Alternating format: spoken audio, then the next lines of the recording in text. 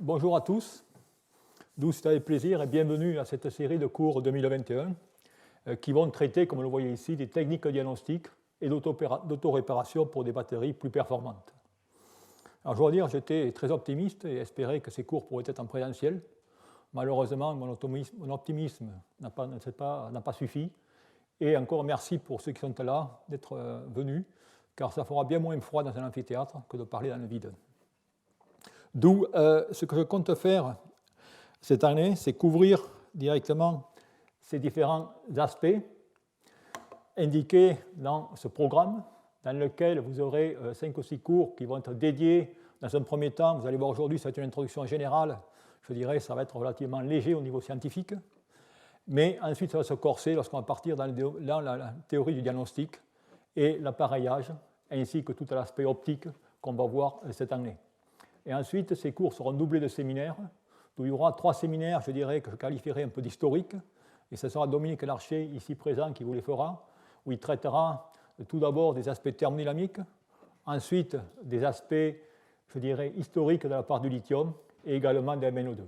Et les 3 autres séminaires seront sur la détection RMN, détection optique infrarouge, et la 3e sera tout simplement le séquençage de l'ADN appliqué aux batteries. D'où, comme je n'ai pas fait cours l'an dernier, eh bien, je vais dans un premier temps vous rappeler un peu les événements qu'il y a eu dans le domaine avant réellement d'enclencher sur ce qui se passe aujourd'hui et ce que nous allons faire. Alors, je commencerai tout d'abord par un rappel, dont vous savez tous maintenant, j'espère, c'est que finalement, on va regarder dans ce cas le stockage électrochimique de l'énergie, qui est une conversion tout simplement d'énergie chimique en énergie électrique, et cela grâce au système qu'on appelle, ou le dispositif qu'on appelle les batteries. Et bien sûr, il y a plusieurs types de batteries, comme indiqué ici, dont vous connaissez tous, les batteries au plomb, les batteries nickel-cadmium, nickel-métal-hydrure, nickel-zinc, nickel-hydrogène et lithium-ion. Et bien sûr, la technologie la prédominante aujourd'hui, c'est la technologie lithium-ion qui suscite beaucoup d'engouement dans notre société. D'où je vais rappeler également qu'il sera primordial pour tout ce cours ce qu'est cette technologie lithium-ion. Ce n'est rien d'autre qu'un système d'accumulateur dans lequel vous avez 2 électrodes. La différence essentielle, c'est qu'en ce cas, vous avez des électrodes qui sont des électrodes d'insertion, des composés d'insertion qui vont pouvoir directement absorber et relarguer le lithium durant la charge ou la décharge. Ces performances se traduisent par cette courbe. Là aussi, vous allez en voir beaucoup dans cet exposé cette année, dans lequel vous tracez le potentiel en fonction de la capacité, avec quand même des relations importantes, notamment la densité d'énergie n'est rien d'autre que la surface au-dessous de cette courbe, avec la formule qui vous donne la densité d'énergie en fonction des potentiels multipliés par la capacité, dans laquelle la potentiel, eh bien, c'est simplement la tension de sortie de la batterie, c'est-à-dire la différence de potentiel redox entre les réactions tandem qui se produisent à chaque électrode, et la capacité étant la quantité d'électrons délivrés par une batterie de 1 kg. Alors bien sûr, cette courbe électrochimique, elle est riche d'informations thermodynamiques qui vous seront montrées par la suite par Dominique Larcher, mais je vais vous attirer votre attention que ce qui est important d'un point de vue énergétique, lorsque vous allez utiliser ces dispositifs, c'est tout simplement l'efficacité énergétique. Et cette efficacité énergétique sera d'autant plus meilleure que finalement la polarisation, c'est-à-dire la séparation entre la charge et la décharge, sera relativement mince. Donc voilà, si vous voulez, ce que sont cette batterie à ion lithium ou toutes ces batteries. Et maintenant, je voudrais un peu vous montrer, vous mettre en perspective les recherches dans ce domaine et vous montrer finalement que la recherche dans le domaine des batteries avance presque à la vitesse d'un glacier. En effet, si vous regardez les progrès qu'il y a eu vis-à-vis du nombre d'années, vous pouvez voir ici la batterie au plomb, ensuite la batterie nickel-métal-hydrure. Vous pouvez voir ici qu'en plus de 100 ou 200 ans, eh bien, la densité d'énergie a à peine été multipliée par 2 ou 2,5. Et ce n'est que, finalement, avec la technologie à ion lithium, comme vous pouvez le voir ici, que cette énergie a directement doublé en 30 ans. Mais bien sûr, lorsqu'on compare avec les progrès qui se font en microélectronique et ainsi de suite, on est très loin de la loi de Moore, où la capacité de stockage double tous les 18 mois.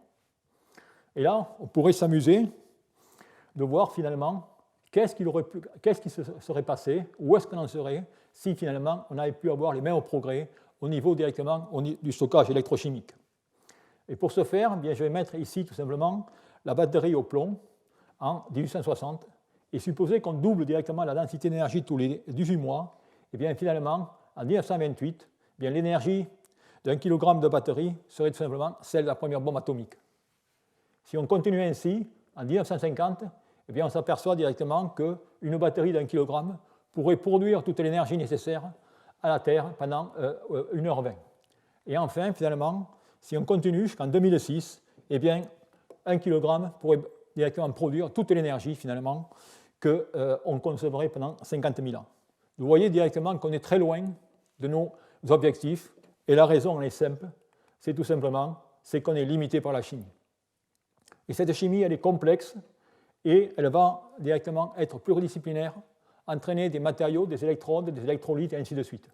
Et si on regarde l'arbre géologique de la batterie, comme indiqué ici, et vous apercevez directement que ces recherches ont commencé en 1949, avec d'ailleurs, ce qui est intéressant, les technologies lithium-soufre, dont on entend encore parler aujourd'hui, et avec tout un tas de matériaux d'électrodes. Et tout ça, je dirais, ça a été un effort conséquent de la part de chimistes inorganiciens, organiciens, et ainsi de suite. Et grâce aux prouesses de cette technologie, eh bien, finalement, elle a été allouée directement, le prix Nobel en 2019 à ces 3 chercheurs que sont Stanley Whittingham, John Godinoff et Aira Yoshino. Stanley Whittingham a été le premier à Exxon à développer directement la batterie TS2 lithium, et déjà à l'époque, il avait visualisé ou engendré également la technologie ou l'électrode négative d'alliage lithium-X, aluminium-Y, dans laquelle il avait fait. John Godinoff, je dirais, c'est vraiment le master des matériaux d'électrode, car tous les matériaux d'électrode qu'on utilise aujourd'hui, que ce soit lithium-CO2, le spinel ou le lithium-phosphate, et ainsi de suite, tout ça provient des recherches, je dirais, de John Godinoff. Et enfin, Akira Yoshino a été la personne qui, lui, a finalement rassemblé toutes ces recherches, tant au niveau des électrodes positives que des électrodes négatives à base de carbone, en y ajoutant les meilleurs électrolytes pour faire la première démonstration de la batterie, je dirais, lithium-ion. Donc voilà, si vous voulez, le scénario dans lequel on est. Alors ensuite, en dehors de ces personnes, il y a quand même un autre personnage, qui est Elon Musk, qui a également joué un rôle essentiel dans directement le business des batteries. Pour dire, il a tout simplement donné un coup de pied à la fourmilière et fait en sorte finalement que ce domaine avance. Et pour cela, eh bien, son objectif était finalement de produire des batteries à très bon marché, qui soient utilisées partout dans le monde et quand on le veut. Et vous voyez qu'il a réussi à prévoir des coûts de $100 du kilowattheure, des coûts qui ont été également confirmés par GM, et en septembre, il a même fait directement une annonce supplémentaire que théoriquement, dans les années 2030, on pourrait certainement arriver à des coûts de $60 ou 60 € du kilowattheure. Donc voilà, si vous voulez, les progrès qu'il y a dans ce domaine, avec, bien sûr, la construction de ces fameuses usines qui sont capables de sortir des milliards de batteries par an, qu'on appelle les gigafactories. Et bien, tout ça, si vous voulez, ça va tout simplement engendrer une révolution, tant dans le monde des fabricants que dans le monde des utilisateurs, mais même certainement, comme on verra à la fin de ce cours, dans le monde de la recherche. Donc voilà les avancées dans ce domaine. Et tout cela, eh bien, a conduit au boom du véhicule électrique, où à ce jour, vous avez plus de 450 modèles de véhicules électriques qui existent. Si on regarde les prévisions, eh bien, on aura des ventes de véhicules électriques qui devraient dépasser les 150 millions en 2040, mais également un autre marché qui est celui tout simplement des renouvelables, où là, également, il était estimé qu'on pourrait passer de 3 ou 4 gigawattheures à des 1300 gigawattheures en 2040. Donc, comme vous pouvez le voir, tout ça, ça fait des quantités de batteries énormes, et c'est une expansion spectaculaire de la production annuelle de la batterie. D'où, pour satisfaire à ces demandes, eh bien, aujourd'hui, au travers du monde, c'est la course à ces fameuses gigafactories.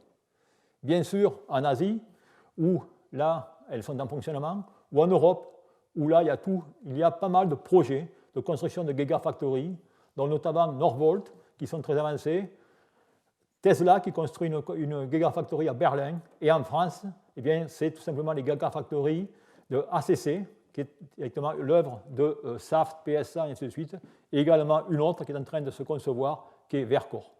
Donc voilà, si vous voulez, le scénario aujourd'hui dans le monde des batteries.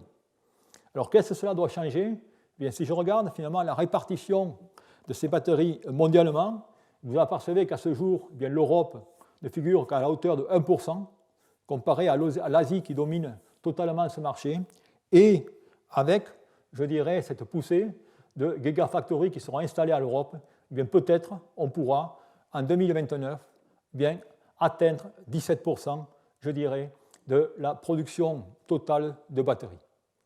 Donc voilà, si vous voulez, ce qu'il y en est au niveau des batteries à ion lithium. Alors lorsqu'on voit ces chiffres, on pourrait croire que finalement la recherche dans ce domaine est totalement finie, mais il serait naïf de croire qu'il n'y a pas encore des domaines où on peut directement améliorer. Et vous allez voir, il y a encore de nombreuses pistes de recherche à poursuivre. Ces pistes de recherche, eh bien, on peut les énumérer selon 4 types. Tout d'abord, la densité d'énergie. Là, il y a des efforts à faire. Il y a également la charge rapide. Tout le monde vous parle qu'on veut des batteries qui puissent se recharger en 5 minutes. Et vous allez voir, tout ça, directement, ce n'est pas vrai. Il y a également l'aspect sécurité et surtout, et pas des moindres, l'aspect écocompatibilité, comment concevoir de tels systèmes dans le cadre du développement durable. Bien sûr, je ne vais pas directement aller dans tous ces domaines de recherche, mais je voudrais vous montrer finalement où est-ce qu'en est l'état de l'art dans ces différents secteurs. Si on regarde le cas de l'autonomie, eh bien, il y a des recherches colossales au niveau des matériaux d'électrodes, avec les phases, les oxydes lamellaires, que vous connaissez tous, qu'on appelle les oxydes NMC, ou alors la nouvelle génération des oxydes lithium-rich, indiqués ici. Avec également une évolution du côté des électrodes négatives, où on passe finalement maintenant du carbone, avec certainement des électrodes composites de silicium dans les 3 ou 4 ans à venir. Tout cela va vous donner, comme vous pouvez voir ici, des densités d'énergie volumique de 700 Wh par litre et aux alentours de 340 Wh par kilogramme. Et bien sûr, on veut des autonomies supplémentaires et la question qui se pose est qu'y a-t-il au-delà de ce fameux lithium-ion? Et là, ça a été l'engouement de ces 3 dernières années sur les nouveaux électrolytes. Remplaçons le liquide que l'on trouve dans le cas du lithium-ion par des électrolytes solides, et ce qui conduit tout simplement aux batteries tout solides. Batteries tout solides, dont vous avez directement une représentation schématique ici, eh bien, a définitivement sur le papier des avantages. Des avantages au niveau sécurité, puisque maintenant vous n'avez plus d'électrolytes liquides, mais également des avantages au niveau des énergies densité, que ce soit volumétrique ou gravimétrique, ou si maintenant on remplace l'électrode négative qui est le carbone en lithium-ion par du lithium, eh on pourrait avoir des augmentations de plus 40% en Wh par litre et plus 60% en Wh par kilo. Et bien sûr, avec la possibilité, comme indiqué ici, d'avoir des configurations bipolaires, c'est-à-dire dans le cas de collecteur de courant, peut directement, je dirais, supporter l'électrode positive et l'électrode négative. Donc voilà directement ce que l'on peut escompter de ces batteries tout solides. Maintenant, qu'en est-il réellement? Qu'est-ce qui s'est passé? Quel a été finalement le déclencheur de notre technologie? Eh bien, le déclencheur a de nouveau été les recherches sur les matériaux. C'est les recherches sur les électrolytes au cours des années qui ont fait en sorte qu'en 2011, eh bien, des chercheurs japonais ont pu identifier des électrolytes dont les conductivités étaient, je dirais, égales, voire supérieures à celles des électrolytes liquides. Tout ça, je dirais, c'est les bonnes nouvelles. Les mauvaises nouvelles, eh bien, c'est que finalement, la problématique des interfaces, qui est récurrente à tous les systèmes de batteries, eh bien, je dirais, est ici aussi important que dans le cas des technologies liquides lithium-ion. Car en effet, on a encore des problèmes de dendrites, que ce soit même des électrolytes solides, avec, là aussi, toute une ingénierie qui doit se développer pour finalement trouver des moyens ou des méthodes ou des directions pour finalement faire en sorte qu'on supprime ces dendrites lithium.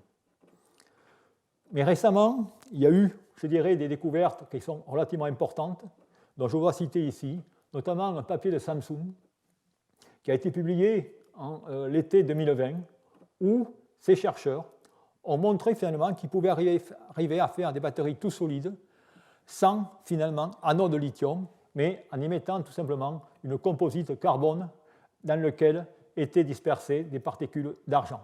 Et par ce fait, eh bien, ils ont pu montrer la possibilité de diminuer ces problèmes de dendrite et ont obtenu les résultats indiqués ici, qui sont assez impressionnants, si on va dire, pour des systèmes tout solides, dans lesquels vous pouvez avoir ici la courbe en rouge qui indique tout simplement l'efficacité coulombique, qui est de 99,8%, avec le cyclage qui va jusqu'à 1000 cycles, avec les conditions indiquées ici, des régimes de 1C, c'est-à-dire que toute l'énergie a été directement récupérée ou réintégrée en 1 heure. D'où voilà directement ces résultats, je dirais, assez impressionnants. Et ces résultats impressionnants sont également transcrits dans le monde du business, puisque là aussi, il y a, je dirais, une activité énorme avec de nombreuses compagnies qui se lancent. Et notamment, je citerai cette compagnie QuantumScape, qui est financée par Volkswagen, Bill Gates et Continental, et qui ont fait une annonce très récemment sur des performances également relativement surprenantes sur de tels systèmes. D'autres compagnies, eh bien, vous avez ici Solid, qui là aussi développe finalement des batteries tout solides avec, une fois de plus, des annonces sans arrêt. Alors la question qu'on peut se poser dans ce monde, c'est est-ce qu'il s'agit réellement d'effets d'annonce ou pas? Finalement, QuantumScape utilise, je dirais, le secret, ou je dirais vraiment l'innovation, c'est qu'ils ont, comme vous pouvez voir ici, un séparateur qui est un séparateur céramique, c'est-à-dire, en ce cas, vous avez des feuillets de céramique très minces qui sont des grenats, et ils sont flexibles. Et ça, c'est l'innovation. Et lorsqu'on regarde les performances obtenues avec de tels systèmes, elles sont relativement impressionnantes au niveau, finalement, en cyclage, où ils ont pu dépasser les 1000 cycles. Également en performance, vous voyez qu'à moins 30 degrés C, eh bien, la performance est relativement correcte. Et également, en termes de sécurité, vous voyez ici, tout simplement, des analyses thermiques qui montrent l'avantage de passer directement du liquide au tout solide. Donc la question, si vous voulez, c'est finalement, les résultats sont très prometteurs, bien qu'il y ait un non-dit. Et en effet, le non-dit est le suivant. Les batteries QuantumScape ne sont pas entièrement tout solides, car il y a du liquide à électrode positif. Donc là aussi, c'est le monde des batteries. De construire une batterie tout solide pour les applications du monde réel est difficile, et c'est tellement difficile que personne n'y a encore réussi aujourd'hui. Et je pense que pour finalement vous donner l'état de la situation aujourd'hui, j'ai repris un paragraphe qui a été publié de cela 2 semaines dans cet article AutoWeek, un journaliste américain, John Michelucci, qui écrit « Les constructeurs automobiles pourraient être en mesure d'installer des batteries tout solides dans les voitures d'ici la fin des années 2020, c'est-à-dire 2030, mais cela pourrait être au départ une vitrine pour la technologie, pas encore une proposition de marché viable. Elles seront beaucoup plus chères que les batteries conventionnelles. » Donc voilà, si vous voulez, où en est la recherche sur ces batteries tout solides. C'est-à-dire qu'il y a encore des verrous de technologie énormes à lever, mais il ne faut pas désespérer. Un autre secteur dans lequel les choses évoluent rapidement, c'est la charge rapide. Et là aussi, la question, c'est comment minimiser le temps de charge de votre batterie ou de votre véhicule électrique. Et la difficulté, c'est que la charge rapide est plus difficile que la décharge rapide en raison de la problématique de dépôt de lithium. Pourquoi? Eh bien, je vais tout simplement l'expliquer par de simples courbes où je trace ici le potentiel redox du système avec ici le potentiel redox du lithium et celui du graphite. Donc voilà directement une batterie lithium-ion dont je trace le potentiel de l'électrode positive et le potentiel d'électrode négatif. D'où, à faible régime, eh bien, vous pouvez voir que tout se passe très bien. Maintenant, si je vais augmenter le régime de charge, eh bien, qu'est-ce qui se passe? C'est que je vais créer une polarisation, et vous voyez que maintenant, le potentiel du graphite eh bien, passe directement en dessous du lithium. Et ça veut dire qu'en ce cas, vous n'avez pas automatiquement des dendrites, mais vous avez un dépôt de lithium, et ce dépôt de lithium, bien sûr, va créer une problématique importante. D'où par conséquent, pour contrecarrer bien, cette difficulté, ce qu'ont fait les chercheurs, c'est tout simplement qu'ils ont modifié l'électron négatif et ils ont utilisé des matériaux de type lithium 4, Ti5O12. Et à ce compte-là, vous voyez maintenant, vous êtes en potentiel de 1,2, 1,3 volts, et malgré que vous faites des charges rapides, eh bien, il sera difficile de passer en dessous du potentiel de lithium. Donc voilà, et ça, c'est ce qui a conduit à la super fast charging lithium-ion battery, qui est la fameuse SCIB de Toshiba. D'où ça, c'est des systèmes rapides. La question maintenant, il faut les recharger. Et là aussi, il y a des difficultés. Si on veut recharger en 5 ou 10 minutes, eh bien, je vais vous montrer que les quantités d'énergie qu'on est en train de considérer sont phénoménales. En effet, si je prends une Zoé de 50 kWh, comme indiqué ici, il y a la puissance d'alimentation de 600 kW, avec un potentiel de 400 volts, il me faudra tout simplement du 750 ampères. Et maintenant, la question, c'est comment vous allez directement amener ou alimenter ce courant directement à votre véhicule électrique. Il va falloir directement des fils très épais, avec le risque de dépôt de lithium et d'échauffement. Donc c'est la raison pour laquelle les charges en 10 minutes, eh bien, malgré ce que vous pouvez voir dans la littérature, eh bien, elles sont pratiquement impossibles à ce jour. Et d'ailleurs, vous avez un très bon article dans Le Monde sur ce problème de recharge rapide. Alors, qu'est-ce qui se fait aujourd'hui dans ce domaine? Eh bien, si je vais maintenant montrer, par exemple, le cas de la Zoé, dans lequel vous avez une courbe qui est relativement complexe, je ne vous demande pas de regarder tous les axes, juste j'attire votre attention sur la courbe en vert, ici, qui est la charge. Et ce qu'on va faire, c'est que, regardez, pour charger directement de 10 à 30%, il va me falloir 15 minutes. Et si je veux charger de 10 à 80%, il va me falloir 60 minutes. Eh bien, aujourd'hui, la charge de 15 à 80% prend à peu près 45 à 50 minutes. Si je prends maintenant la Tesla, le dernier modèle, avec les superchargeurs, et bien dans ce cas, vous avez une autonomie directement de 490 km par rapport à 350.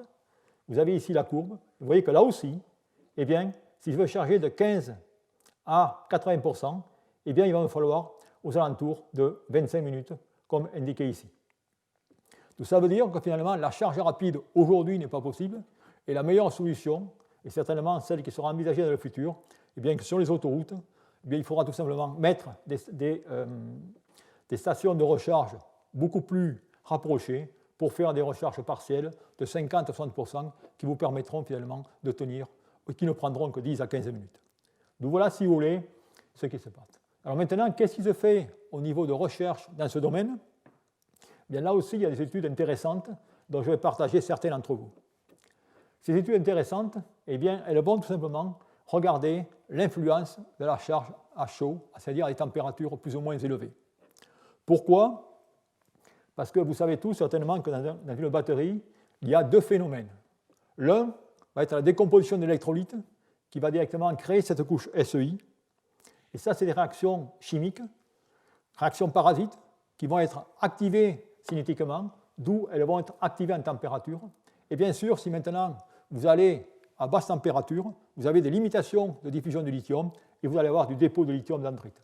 Et vous pouvez voir ici que j'ai tracé ça avec une échelle logarithmique en fonction de 1 sur T pour vous montrer directement que ces réactions, eh bien, elles suivent tout simplement une loi d'Arrhenius.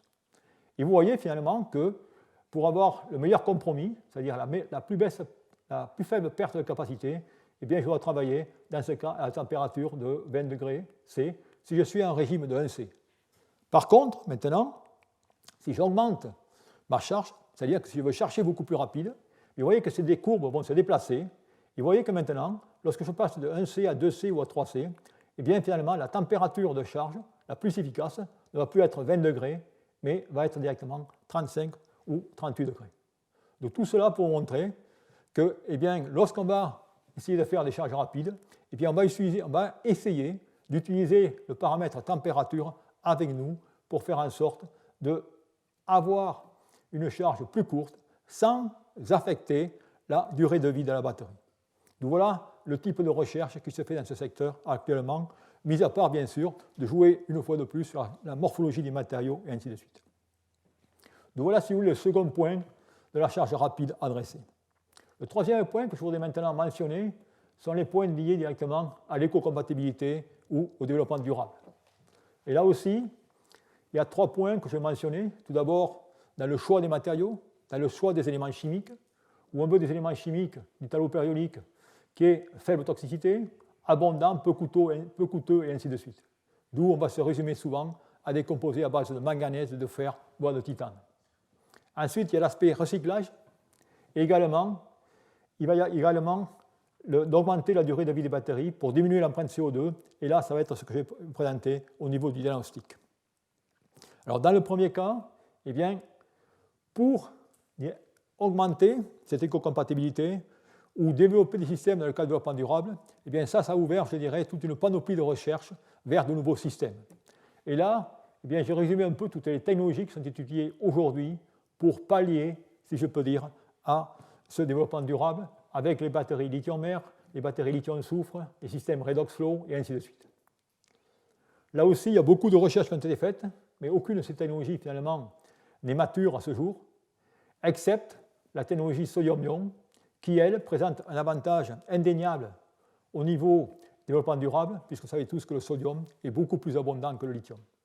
Eh bien, cela a conduit à un développement, je dirais, assez spectaculaire, et déjà à la création de compagnies, notamment une compagnie Tiamat, qui profite d'une chimie adaptée pour la puissance, et dont les batteries sont fortement convoitées pour le 48 volts mid-hybride. Mais il y a également d'autres compagnies, notamment Faradium, en Angleterre, dans le Royaume-Uni, qui sont basées sur des composés lamellaires, et également une compagnie chinoise sous le nom de HINI, qui, elle, déjà fournit à une masse de production de 60 000 batteries par mois. Donc voilà, si vous voulez, où est-ce qu'en est cette recherche sur les batteries sodium-ion. Ensuite, eh bien, il y a les problèmes de recyclage, et là aussi, il faut être bien conscient du volume de batteries qu'on est en train de regarder. Rappelez-vous, je vous ai mentionné les gigafactories. Bien sûr, se projettent un peu dans 10 ou 15 ans, avec les quantités d'énergie, les 700 gigawattheures. Eh bien, on est en train de parler à 150 Wh par kilo. Il y aura des 5 millions de tonnes de batteries à recycler par an. Et pour cela, eh bien, là aussi, il faut dévier des méthodes classiques. Et les méthodes classiques, à ce jour, sont deux méthodes. La pyrométallurgie, qui est une méthode qui consomme pas mal d'énergie, qui a lieu, je dirais, à 1100 degrés. Après, vous broyez les matériaux. Et vous avez l'autre méthode, qui est l'hydrométallurgie, qui est certainement à plus basse température, mais qui utilise des quantités de solvants considérables. À l'heure actuelle, il y a beaucoup de travaux qui sont tout simplement dédiés à modifier ce recyclage et à développer ce que j'appellerais des méthodes directes, c'est-à-dire que des méthodes qui vont directement récupérer ces matériaux d'électrode sans aller jusqu'à leur décomposition chimique. Et enfin, une autre voie qui se lance, c'est tout simplement de repenser finalement la configuration des batteries. Car les batteries, que ce soit les batteries MnE2, elles ont la même forme, la même configuration depuis plus de 100 ans. Et pourquoi pas envisager dans le futur des batteries de type Lego, dans lesquelles chaque composant serait indépendant et que l'on puisse directement en changer l'un ou l'autre, ainsi de suite. Donc voilà, si vous voulez, un peu toutes les recherches qui se font dans ce domaine. D'où, maintenant, eh bien, je vais tout simplement passer ces batteries et comment on va tout simplement les rendre plus durables en améliorant leur performance. Et là, ce que je vous ai mis, c'est finalement tout le procédé en chaîne qui vous permet de construire un accumulateur. On va tout d'abord commencer au choix du matériau, l'atome, l'ion. Quel élément on va prendre? Quelle est sa propriété? Quelles sont ses propriétés redox, et ainsi de suite. Ensuite, il va y avoir la structure du matériau qui va devenir importante. Tout ça, c'est des choses qu'on sait relativement bien faire, vous allez voir. Par contre, après, eh bien, on va tomber sur directement maintenant faire l'électrode. L'électrode, ça va être une composite. Et cette composite, maintenant, il va y avoir des paramètres importants qui sont moins familiers, que sont la porosité, la tortuosité, la connexion, le compactage, et ainsi de suite. Et là, il va falloir aussi voir quelle est la science derrière pour avoir accès à ces paramètres. Et enfin, la cellule et surtout le système, c'est-à-dire comment cette batterie va se comporter dans un véhicule électrique. Et cette approche systémique va être directement primordiale pour, je dirais, déterminer quel va être directement l'avenir d'une technologie. Alors ce que je vais faire maintenant, eh bien, puisqu'on commence directement à arriver lentement vers le diagnostic, je vais vous montrer les techniques qui ont été développées, d'abord au niveau du laboratoire pour les matériaux, ensuite pour les électrodes, pour les cellules, avec bien sûr la grosse partie qui va être pour l'approche systémique. Alors au niveau du laboratoire, et là vous allez tous les reconnaître, il y a eu un développement colossal de techniques in situ. Techniques in situ qui sont des techniques de RMN, des techniques de RPE, des techniques de microscopie et beaucoup d'autres techniques comme indiqué ici. Et comme vous pouvez voir ici, la tachygraphie, qui est tout simplement une technique d'information, de méthode d'imagerie pour reconstruire finalement ou pour directement détecter les défauts, les lacunes de ce matériau. Il y a également, bien sûr, la microscopie à force atomique, la spectrométrie photoélectronique et le Raman, l'infrarouge, la balance à quartz, et ainsi de suite, qui ont été des méthodes développées pour suivre tout ce qui se passe. Bon, je vais juste vous montrer deux exemples de ce qui se fait. Je vais prendre tout d'abord un exemple qui a été développé dans le cas des systèmes métallaires, c'est-à-dire dans le cas des systèmes sodium-air. Et ici, vous voyez une étude de microscopie in situ par transmission. Vous apercevez dans ce cas l'électrode avec le porte-échantillon. Vous voyez ici la batterie à l'intérieur. Vous avez tout simplement ici des fenêtres de silicium. Vous avez la contre-électrode, l'électrode de référence et l'électrode de travail qui, dans ce cas, tout simplement, est du carbone. Et ce qu'on va faire ici, c'est directement, vous avez la courbe cyclovoltamétrique électrochimique dans laquelle vous avez le potentiel redox aux alentours de 2,27 volts et on va voir la réaction former directement l'oxyde sodium peroxyde et qui directement va conduire à la formation, je dirais, de cubes qui vont se trouver à la surface directement des fibres de carbone. Et la question là est de savoir est-ce que cette réaction se fait tout simplement par la solution ou alors directement à l'état solide. Et pour ce faire, eh bien, on a pu directement, si j'arrive à marquer la souris ici, voilà.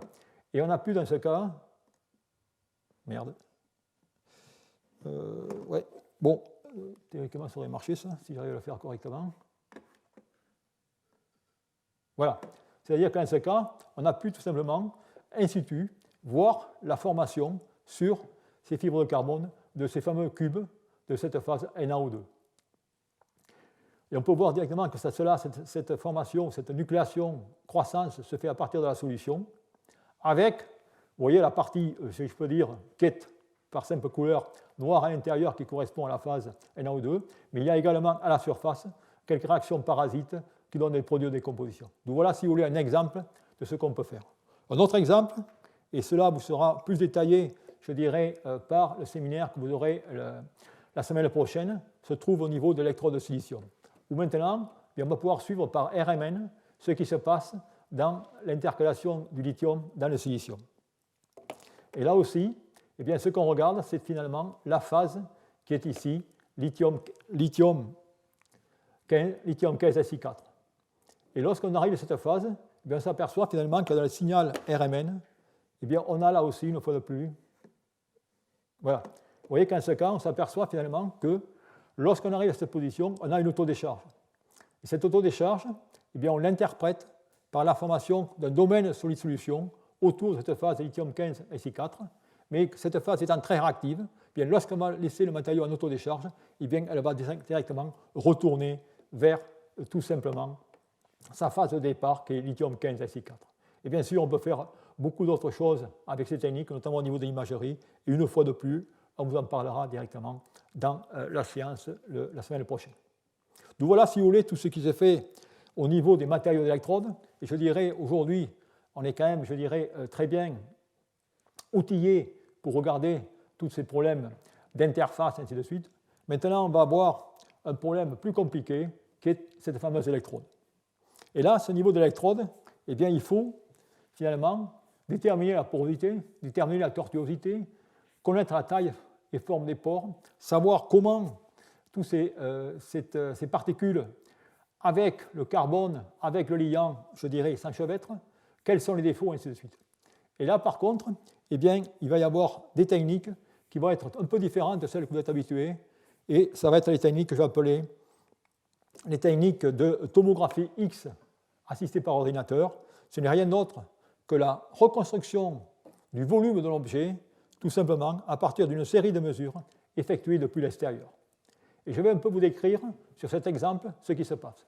Alors là, l'accumulateur ou la batterie est juste mis de façon schématique, mais on est en train directement de regarder une partie d'électrode, Et vous voyez directement ce qu'on peut obtenir par cette technique, c'est-à-dire qu'on peut reconstruire le volume à partir de coupes que vous prenez le long de l'électrode. Okay.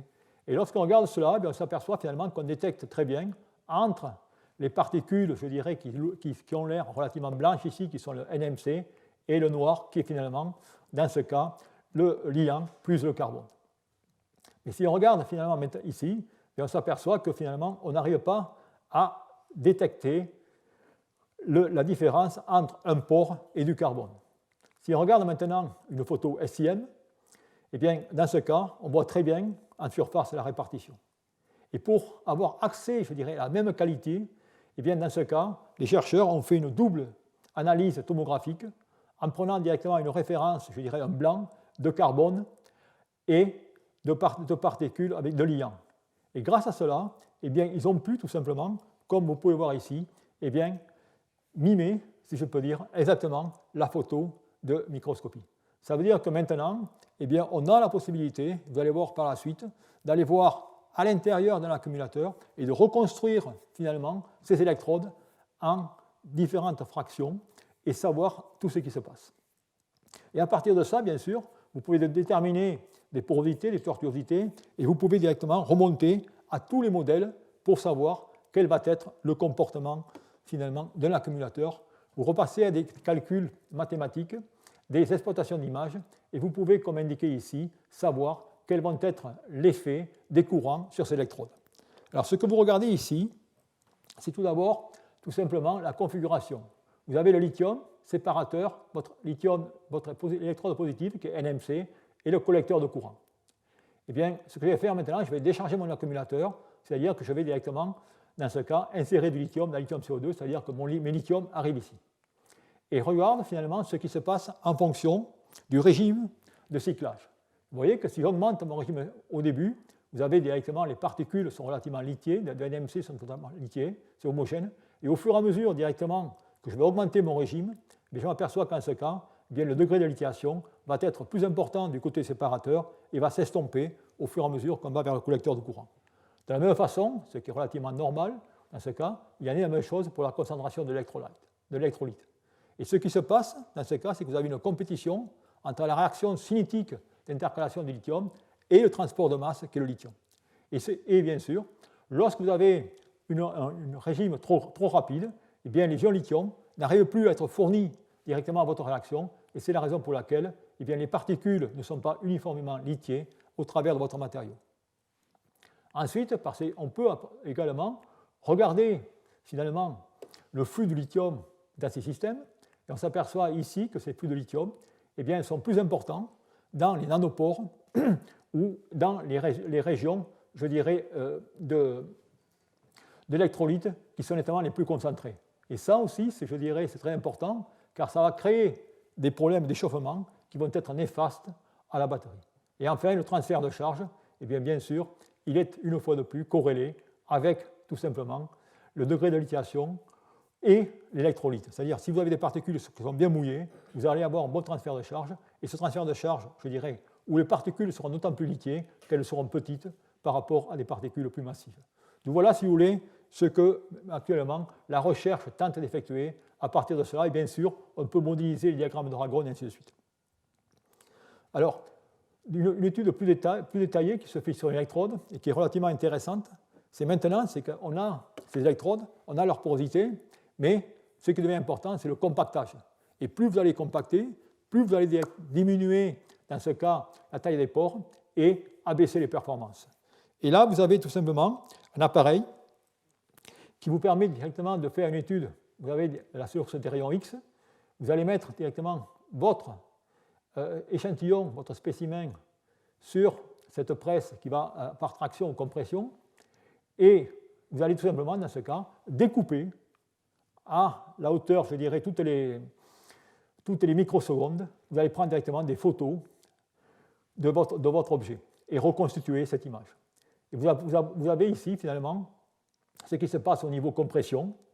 Et ce qu'on voit, c'est que maintenant, si on prend cette image et on compresse, et on s'aperçoit, bien sûr, ce qui n'est pas une surprise, que la taille des pores diminue, et on voit même des particules, tout simplement, qui peuvent directement se réorienter les unes par rapport aux autres en fonction directement du taux de compaction. Et on peut, dans ce cas, voir tout simplement la différence avec le taux de compaction, la taille des particules, et en déduire tout simplement, je dirais, la porosité de ces pastilles, de ces électrodes, ainsi que la tortuosité. Et à partir de cela, eh bien là aussi, on peut utiliser ces paramètres et remonter à des diagrammes de Ragone et prédire les courbes électrochimiques. Donc voilà, si vous voulez, ce qui se fait, je dirais, au niveau des électrodes. Alors maintenant, eh bien, on va passer à une échelle, je dirais, supérieure, et on va passer maintenant à la batterie elle-même, c'est-à-dire à la cellule 1850. Et cette cellule 1850, eh bien, là aussi, on peut maintenant l'étudier in situ aux grands instruments. Et vous avez ici une manip de neutrons dans laquelle vous avez directement l'accumulateur ou la batterie du 2050 qui est placée, comme vous pouvez voir indiqué ici. Et là maintenant, on va faire directement de la radiographie neutronique. Et là, l'avantage, c'est qu'avec les neutrons, eh bien, on va pouvoir avoir accès directement au lithium et on va pouvoir avoir accès à la répartition du lithium à l'intérieur de l'accumulateur, mais également à l'électrolyte, qu'on n'aura pas tout simplement accès par l'extérieur. Et là, ces études qui se font avec, bien sûr, l'inconvénient, c'est que ça demande, par exemple, d'avoir des temps d'expérience de 4 ou 5 jours sur de grands instruments. D'où je vais montrer un peu ce qui se fait au niveau de la tomographie X. Voilà ce qui se fait au niveau de la tomographie neutron. Et bien sûr, ce qu'ont fait les chercheurs, ou ce que font les chercheurs aujourd'hui, c'est qu'ils essaient finalement de coupler les deux, de façon à avoir finalement, je dirais, rentrer réellement dans la vie privée de la batterie. Et je vais vous montrer une étude maintenant de ce qui se passe lorsqu'on fait ce genre d'études. Là, vous regardez un système qui est un système lithium-MnO2, avec votre batterie ici, qui est une batterie cylindrique, et on est en train de regarder finalement, dans ce cas, la tomographie X. Et la tomographie X, eh bien, comme vous l'avez dit, l'absorption, eh bien, dans ce cas, eh bien, va augmenter avec, je dirais, le nombre atomique de l'élément. C'est la raison pour laquelle, dans ce cas, les parties, je dirais, les parties blanches, si je peux dire, sont, dans ce cas, les collecteurs de courant de nickel, alors que le reste, directement, est, je dirais, les éléments plus légers. Mais ce qu'on peut voir, dans ce cas, c'est également les déformations qu'il y a dans le bobinage de la batterie, et ainsi de suite. Et pour avoir des informations plus importantes, on peut regarder cela en fonction du cyclage, et là, on s'aperçoit finalement, lorsque vous faites votre accumulateur, on peut, même avant que la batterie, je dirais, soit cyclée, détecter où seront les points faibles. Et vous pouvez voir, on aperçoit directement des craquelures à côté du collecteur de courant de nickel. Ce qui veut dire qu'en ce cas, il n'y a pas une bonne mouillabilité de votre électrode avec les collecteurs de courant. Ensuite, on peut voir que dès qu'on va cycler, eh bien, ces craquelures, tout simplement, vont se développer, comme vous pouvez voir ici. On voit également ce qui se passe au niveau des connecteurs de courant, et ainsi de suite. C'est-à-dire qu'on arrive directement d'un niveau morphologie à rentrer à l'intérieur de cet accumulateur.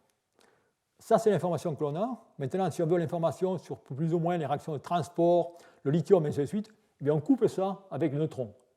Et là, avec le neutron, eh bien, je peux voir où est-ce qu'est le lithium, où est-ce qu'il va se déposer, est-ce qu'il se dépose de façon uniforme, et également, je peux avoir accès maintenant à l'électrolyte. Et vous pouvez voir tout simplement que, dans ce cas, eh bien, il y a un dessèchement d'électrolyte où vous ne voyez plus directement l'électrolyte à l'intérieur de l'accumulateur. Donc tout cela, eh bien, comme vous pouvez le voir ici, ça vous donne, je dirais, une image précise de ce qui se passe à l'intérieur de nos systèmes. Mais la difficulté de tout cela, eh bien, c'est malheureusement, c'est qu'il y a besoin de grands instruments pour faire toutes ces mesures. Mais ça donne quand même, au jour d'aujourd'hui, il y a beaucoup de papiers qui sortent sur ces couplages de tomographie X et tomographie neutron. Enfin, un autre avantage que je voudrais vous montrer pour étudier de tels systèmes, de cette tomographie, va être indiqué à le transparent suivant. Alors, ce que vous regardez ici, c'est une expérience relativement intéressante dans laquelle, vous savez que des batteries, eh bien, si vous avez un point chaud qui se développe, il peut y avoir une explosion. C'est-à-dire, elles peuvent directement partir en flammes. Et la question qui se pose, c'est finalement comment cela se passe et est-ce qu'on peut l'étudier. Alors, ce que vous avez ici, c'est rien d'autre qu'une manip d'X-ray tomographie dans laquelle votre cellule du 150 va être placée directement sur ce pivot qui va tourner à grande vitesse Et là, vous avez directement un sèche-cheveux pour chauffer tout simplement la batterie. Et bien sûr, vous allez tourner votre batterie pour pas de chauffer tout simplement à un seul point. Et vous avez ici une caméra infrarouge. Et là, vous avez tout simplement la décomposition des slides ou des coupes tomographiques de votre batterie. Tout ce qu'on va regarder finalement maintenant, c'est qu'est-ce qui se passe in situ lorsqu'une batterie va prendre feu. Alors vous avez tout d'abord, on est en train ici de partir sur une batterie qui a un 4,2 volts, une lithium-ion qui est de 2,6 ampères, et elle est tout simplement à l'état chargé.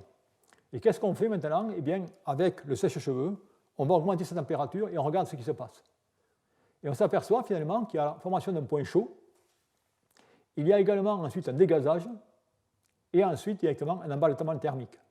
Et ce qui est important, vous voyez, le temps qui sépare ces deux événements, c'est en quelques secondes. Et bien là, on va pouvoir directement, par de nouveau ces mesures d'X-ray tomographie, on va pouvoir tout simplement découper l'onde de la batterie et savoir toutes les microsecondes comment ce volume intérieur de la batterie va évoluer. Et vous apercevez ici directement la séparation de l'électrode positive et de l'électrode négative. Vous apercevez réellement tout ce qui se passe à l'intérieur. Et voilà directement des films que l'on peut obtenir. Vous voyez, en fonction de la température, eh bien, voir tous les décollements, les délaminations, et ainsi de suite. Et on peut également, en même temps, puisque rappelez-vous, il y avait une caméra, eh bien, on peut tout simplement, dans ce cas, obtenir aussi ce qui se passe au niveau de la propagation de la température allant du point chaud jusqu'à l'intérieur, et ainsi de suite. Donc voilà, si vous voulez, ce qu'on peut regarder avec ce système, d'où l'importance de suivre les hétérogénéités lors, je dirais, de l'assemblage de ces batteries pour anticiper ces points chauds qui seront primordiaux pour directement l'aspect sécurité. Et ce genre d'étude maintenant devient, je dirais, routine. Je vais en partager une autre avec vous, qui est celle-ci, où dans ce cas, on va coupler une fois de plus la tomographie avec tout simplement l'infrarouge. Vous avez tout simplement ici une cellule de 50. Bon, pour votre culture, ça c'est assez intéressant parce que ça vous montre réellement comment ces cellules sont faites, dans laquelle vous avez ici la borne positive, vous avez également la valve de sécurité, vous avez le contacteur d'électrode positive et vous avez ce fameux PTC switch, c'est-à-dire qui est un interrupteur dans le cas où la température devient trop élevée. Et là aussi, si on fait tout simplement des mesures en fonction des courants, eh bien on peut s'apercevoir que d'abord, dans ce cas, vous pouvez voir, si je regarde la reconstruction de la batterie, je n'aperçois aucun défaut. Et je regarde maintenant quelle va être la réponse en fonction d'une augmentation de régime. Et je vois tout simplement que dans ce cas, eh bien, je vais avoir un échauffement, une température qui va s'élever fortement du côté de cette électrode positive. Et cela, tout simplement, provient non pas des problèmes à l'intérieur, mais tout simplement des problèmes de contact, de résistance à l'intérieur directement du système. Donc voilà, si vous voulez, ce qui se fait, je dirais, au niveau de l'électrode. Alors c'est grâce à toutes, je dirais, ces techniques, qui soient des techniques, vous avez vu, au niveau des matériaux, que ce soit des techniques au niveau de l'électrode, et même des techniques, je dirais, aux grands instruments sur les accumulateurs, qui font en sorte que la technologie à ion lithium a évolué au point de fiabilité où elle en est aujourd'hui. Et en effet, à ce jour, cette technologie à ion lithium est relativement fiable, du moins au niveau du laboratoire. Et ça, je dirais, c'est un papier des plus importants qui a été publié par Jeff Dahn en 2019, dans lequel il rapporte les performances intrinsèques des systèmes lithium-NMC, dans ce cas du 532, c'est-à-dire 50% de nickel, 30% de manganèse et 20% de cobalt, à des températures de 20 degrés, 40 degrés C. Et ça, c'est des tests qui ont été accélérés pendant 3 ans. Il montre finalement bien que ces températures, ces batteries à 20 degrés C eh bien, peuvent tout simplement suffire pour avoir 3 millions de kilomètres. Bien sûr, cela est réduit à 40 degrés C, mais comme vous pouvez le voir, eh bien, cette technologie à ion lithium, elle est relativement maîtrisée. Alors la question qui se passe, eh bien, maintenant, c'est qu'effectivement, ça c'est des manips de laboratoire, on sait maîtriser les cellules, mais qu'en advient-il si on met tout simplement ces cellules maintenant dans un système? Et c'est là, si vous voulez, que va être la problématique de ce cours, où on va tout simplement regarder ce qui se passe.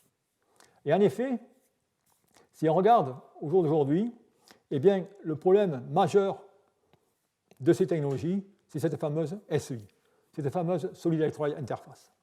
Et cette solid electrolyte interface, eh bien, c'est une réaction chimique, qui est cinétiquement bien accélérée, d'où la température est essentielle. Et si on regarde finalement ce qui se passe, ou ce qui se fait dans les véhicules électriques aujourd'hui, eh bien, voilà directement ce qui se fait. C'est-à-dire que vous avez ici votre batterie, votre système, votre batterie pack, dans lequel vous avez la cellule. La cellule est assemblée en modules, et ces modules sont assemblés pour faire un batterie pack. Et c'est ça que vous mettez directement dans votre véhicule électrique. Eh bien, on mesure à ce jour la tension, le courant, et on a déduit directement la résistance, et à partir de cette résistance, on a des abacs qui nous permettent directement de déterminer la température. C'est-à-dire qu'on n'a aucune idée de ce qui se passe au niveau de la cellule, à la surface, et encore moins à son intérieur. Et ça, si vous voulez, ce n'est pas viable. Ce n'est pas viable maintenant pour les applications réseau. Si on parle finalement de donner une seconde vie à la batterie, eh bien, il faut comprendre comment tout simplement cette batterie va être utilisée ou quel est son état de santé avant directement de la recycler pour des applications, je dirais, gris et ainsi de suite. D'où il faut une meilleure traçabilité de ces batteries. Et c'est là où je vais en venir aux techniques de diagnostic. Donc, comme je vous le répète, au jour d'aujourd'hui, ce qu'on fait, c'est qu'on a tout simplement une surveillance externe. C'est-à-dire qu'on n'a aucune idée de ce qui se passe à l'intérieur de ces systèmes. Et, bien sûr, ce qu'on veut faire, ou ce que les gens maintenant, ou la communauté tente de faire, c'est d'y intégrer des capteurs pour avoir différents paramètres. D'où ces capteurs, eh bien, tout ça pour connaître l'état de santé de la batterie, c'est-à-dire finalement se rapprocher du domaine médical et voir comment on pourrait finalement traiter la batterie de la même façon que le corps humain, c'est-à-dire dans ce cas, eh bien, lorsque vous avez une opération, on utilise par exemple des fibres optiques pour transférer les informations de l'intérieur vers l'extérieur. Question, est-ce qu'on peut faire ça, la même chose avec une batterie, et ainsi de suite. Et ça, c'est ce qui va demander toute la systématique d'injection de capteurs, bien sûr non destructifs, à l'intérieur de ces systèmes. Alors pourquoi eh bien, la communauté veut faire tout cela? Eh bien, parce qu'on veut avoir accès finalement à toutes les métriques, tous les paramètres cruciaux dans une batterie. C'est-à-dire qu'on veut aller bien plus loin que le potentiel et le courant ou la résistance. On veut connaître réellement la température, comment celle-ci va être affectée si on augmente le régime, quelles vont être les contraintes au niveau de l'électrode, quelle va être la résistivité, quelle va être la composition directement du lithium à l'intérieur de l'électrode, et surtout, cette fameuse SEI, est-ce qu'on peut directement accéder à la dynamique de cette SEI. Donc, si vous voulez, c'est tout ça qu'on veut directement savoir. Pourquoi on veut savoir tout ça? Eh bien, on veut tout simplement, directement, produire la quantité de données importante au BMS, qui sont les systèmes de gestion de la batterie, qui vont nous permettre, dans ce cas, d'avoir des BMS beaucoup plus sophistiqués et beaucoup plus performants en termes, je dirais, de prédiction. Parce qu'il faut que vous voyez, il faut que vous sachiez qu'aujourd'hui, en raison du fait qu'on ne connaît pas ces paramètres, eh bien, il y a certainement de 20% à 30% de la capacité réelle de la batterie qui est perdue ou qu'on n'utilise pas.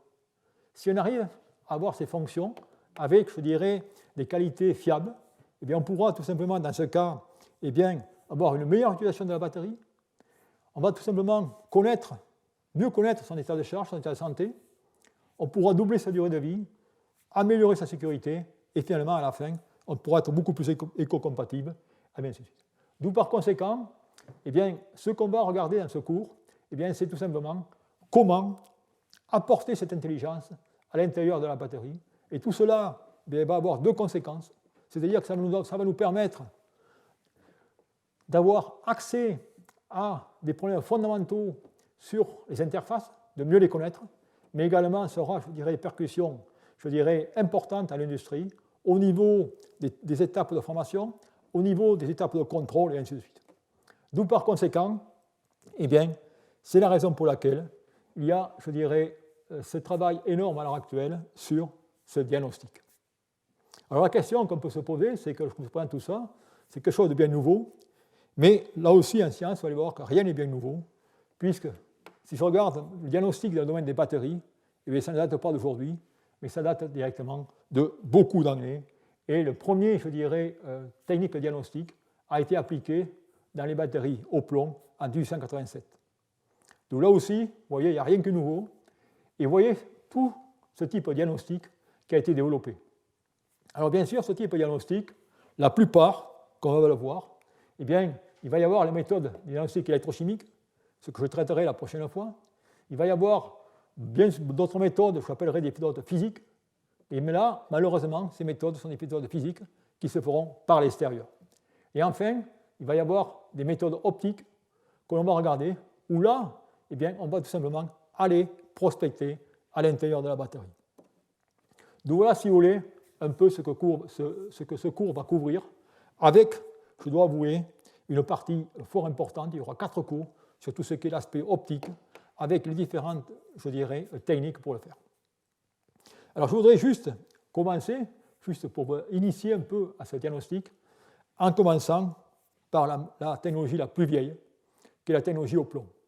Et vous allez voir que la technologie au plomb, bien là aussi, il y a eu des recherches énormes pour connaître finalement quel est l'état de charge de la batterie ou quel est l'état de santé.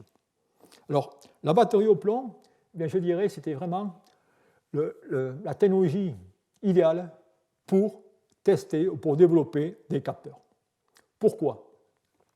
Eh bien, la technologie au plomb, je pense que vous connaissez tous son fonctionnement, comme indiqué ici, avec la particularité de cette technologie, c'est que c'est une des seules, mis à part les technologies zinc MnO2, dont on verra plus tard, dans laquelle l'électrolyte participe aux réactions électrochimiques. Ça veut dire que lorsque vous allez charger ou décharger votre accumulateur au plomb, eh bien, vous allez directement modifier le taux d'acide sulfurique, dans votre électrolyte. D'où vous allez directement changer sa viscosité et son indice de réfraction. D'où en 1887, voilà directement la première technique ex situ, de définition ou de diagnostic de l'état de charge d'une batterie au plomb. C'est-à-dire qu'en ce compte-là, on utilise simplement un hydromètre qui est utilisé, ou qu'on utilise directement pour mesurer le taux d'alcool dans les mous de vin ou dans d'autres expériences. C'est-à-dire qu'en ce compte-là, vous avez ces genres de thermomètres qui sont lestés et gradués en fonction de l'indice de réfraction. Et dans ce cas, on peut tout simplement voir que la densité, lorsque la batterie est chargée d'électrolyte, de 1,28 et lorsqu'elle est déchargée de 1,14. D'où, pour connaître tout simplement l'état de charge, il suffit directement dans les anciennes batteries, vous pouvez tout simplement sortir, le bouchon, mettre votre hydromètre et avoir une idée de l'état de charge de la batterie. Alors bien sûr, ce n'est pas révolutionnaire, c'est ex situ, mais ça vous montre directement comment les gens pensaient à l'époque. Donc voilà directement une expérience qui se fait. Ensuite, bien, ce qui est intéressant, c'est que vous allez voir que c'est même dans le domaine des batteries au plomb que les gens ont déjà pensé à utiliser l'optique. Et là, qu'est-ce que vous avez? Vous avez tout simplement un prisme dans lequel, eh bien, vous savez qu'un prisme, ou la science qui est derrière tout ça, est liée tout simplement à la réflexion ou la réfraction d'un signal à une surface qui va dépendre de l'indice de réfraction du milieu. D'où par conséquent, si vous directement opérez avec un capteur qui est muni de ce prisme sur lequel vous pouvez alimenter directement par un faisceau lumineux, eh bien vous allez pouvoir directement regarder la différence d'intensité entre le faisceau entrant et le faisceau sortant, et vous allez pouvoir en déduire, par les relations indiquées ici, quel va être finalement l'indice N2 du milieu. Donc voilà, si vous voulez, des genres de mesures qui ont été effectuées, et dans lequel, vous voyez, le capteur est adapté directement à l'orifice ici, vous pouvez directement mettre le capteur, et là, vous pouvez, je dirais, faire même du semi-in situ, et savoir directement quel va être votre état de charge, votre décharge. Alors, ce qui est intéressant, et vous le verrez par la suite, c'est-à-dire que lorsqu'on parle de ces capteurs optiques, eh bien, ou de l'indice de réfraction, dont on va souvent regarder, eh bien, malheureusement, cet indice de réfraction va dépendre de la température. D'où il va falloir, une fois de plus dans ce cas, eh bien, découpler la température de l'indice de réfraction. Et là, vous avez des manips qui montrent comment cet indice de réfraction varie. Vous voyez ici l'indice de réfraction en fonction de la température. Et c'est la fraction du courant récupéré, c'est-à-dire par la diode, c'est le photocourant. et vous montrer qu'il change en fonction de l'extraction. Donc il faut faire tout simplement dans ce cas cette correction en température que l'on peut faire par calibration. Et vous voyez ici que, si vous voulez, dans ce cas, ce prisme a été calibré, ce capteur a été calibré. Et ayant calibré ce capteur, eh bien, on peut maintenant suivre in situ une batterie au plomb. Alors vous avez ici ce qu'on peut suivre in situ. Alors c'est relativement compliqué, je vais essayer de vous le simplifier. Vous avez en rouge qui est la variation de la densité d'électrolyte lorsque vous allez, dans ce cas, décharger votre accumulateur. Okay. La température, vous voyez, ici en noir, change peu. Vous avez le courant de charge ici en bleu. Et ici, vous avez une zone directement de repos de la batterie. Et vous voyez qu'en ce cas, eh bien, lorsque ma batterie va se décharger, eh bien, dans ce cas, je vais avoir une diminution de l'indice de réfraction. Et cette diminution de l'indice de réfraction, eh bien, elle va tout simplement me permettre de connaître l'état de charge, parce que je sais que dans l'état déchargé, eh bien, j'aurai une faible quantité d'acide sulfurique, d'où je serai dans ce cas une densité plus faible. Donc voilà directement ce qui peut se faire. Okay. Et enfin, pour terminer aujourd'hui, eh bien, je vous montrerai encore quelque chose, vous êtes tous bien au courant, la fameuse microquartz balance. Mais cette fameuse microquartz balance a été étudiée également pour les batteries au plomb. Et en effet, je ne sais pas si je devrais vous répéter cela à vous, vous connaissez tout ça maintenant. Vous avez bien sûr, dans ce cas, cette balance microquartz n'est rien d'autre qu'un système piézoélectrique, dans lequel la particularité, eh bien, c'est que la vibration de votre quartz va dépendre de la masse à sa surface, selon cette fameuse relation qui est la relation de Sabouret. Et, plus important pour nous, vous voyez que maintenant, on va pouvoir également, dans ce cas, tester au niveau de l'électrolyte, puisqu'on a de nouveau la variation de la fréquence qui va être fonction du produit de la densité par la viscosité. Donc, par conséquent, si j'ai une variation de la densité de la viscosité, qui est bien le cas dans le cas des batteries au plomb, puisque mon acide sulfurique va être consommé ou reformé lors des charges et décharges, je vais pouvoir directement suivre finalement ce qui se passe. Et dans ce cas, là aussi, très important de calibrer la température, de faire ces mesures dans des bains thermostatés, dans lesquels vous avez ici directement votre microbalance, que vous allez plonger par cet orifice dans votre batterie au plomb, et là, vous pouvez directement suivre la variation de fréquence, je dirais, en fonction, tout simplement, de l'état de charge de votre batterie. Okay. Et vous voyez que, une fois de plus, que la batterie au plomb a vraiment alimenté beaucoup les recherches et les innovations au niveau du diagnostic. Bon, je pense que je vais arrêter sur cet exemple. Voilà. Et j'espère que je vous ai déjà donné un avant-goût de ce que va être le reste de ce cours.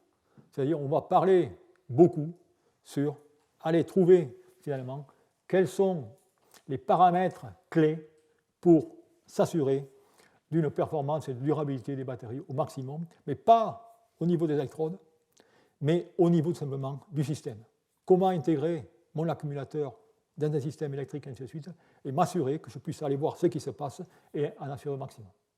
Donc sur ce, je vais arrêter, vous remercier, et pendant que le deuxième conférencier va se préparer, il va vous parler finalement comment on va pouvoir utiliser ces courbes électrochimiques pour faire la thermodynamique. Merci.